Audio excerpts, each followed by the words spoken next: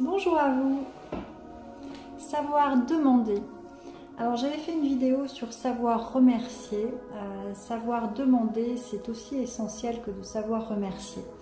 Nous sommes entourés d'énergie subtile, nous ne sommes jamais seuls, nous sommes guidés, nous sommes accompagnés. Qu'on y croit ou pas, c'est comme ça que ça se passe. Pour ceux qui ont leur médiumnité déployée, déjà, ils peuvent se connecter justement aux ancêtres ou se connecter aux énergies subtiles, supérieures. Voilà, donc c'est pour ça qu'on sait en fait que ça existe, qu'on n'est pas tout seul.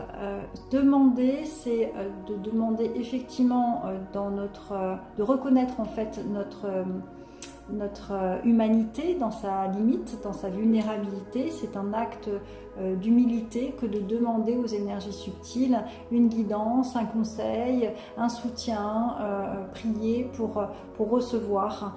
Donc ça, c'est justement la prière, c'est quelque chose qui est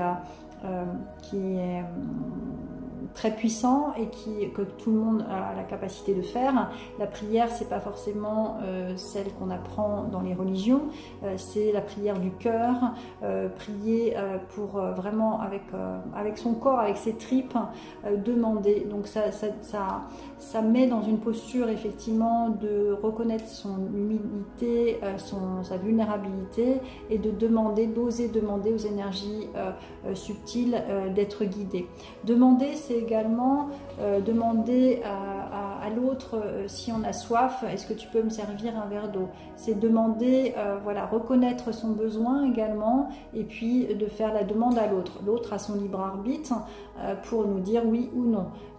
Mais demander à l'autre, c'est aussi exprimer notre besoin, donc c'est reconnaître notre besoin et c'est aussi aider l'autre à nous accompagner et à répondre à notre besoin si c'est possible pour lui.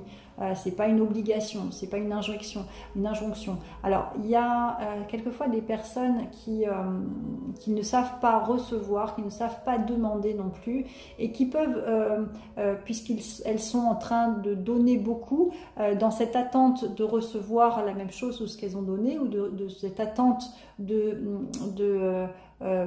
que l'autre réponde à ses besoins. Alors ça devient de l'égoïsme en fait. C'est si je donne beaucoup, j'avais une personne notamment qui me disait ça, mais moi je donne beaucoup en fait, mais je reçois rien.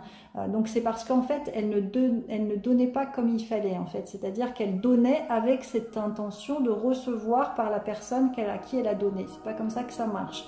C'est je demande, je me connecte à mes besoins et je demande à l'autre, est-ce que c'est possible pour toi de me servir un verre d'eau? Voilà, c'est comme ça qu'on doit verbaliser, c'est beaucoup plus sain même comme relation, mais c'est pas je te donne, je te donne, je te donne, et donc du coup après je vais m'énerver après toi parce que tu m'as rien donné en fait. Non, c'est parce que j'ai donné avec cette intention de recevoir, mais donc c'est pas en verbalisant je demande que tu m'accompagnes ou que tu m'aides. Voilà. J'espère que c'est clair comme je le verbalise. Demander, c'est un acte d'humilité et c'est aussi de reconnaître son besoin d'humanité. Voilà. Demandez aux énergies subtiles et demandez à votre entourage du soutien ou ce dont vous avez besoin. Est-ce que je peux rajouter autre chose? Quand je me connecte à cette notion de savoir demander, guidez-moi dans mes paroles, savoir demander.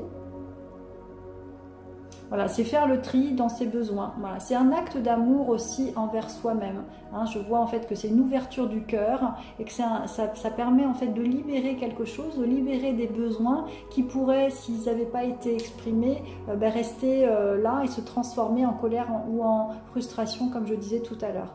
Hein, donc c'est au contraire, c'est un acte d'amour envers soi et envers l'humanité aussi. Et ça aide aussi l'autre à se sentir utile aussi par rapport à soi et à pouvoir offrir ce qu'il a à offrir parce que peut-être lui aussi il ne sait pas comment donner.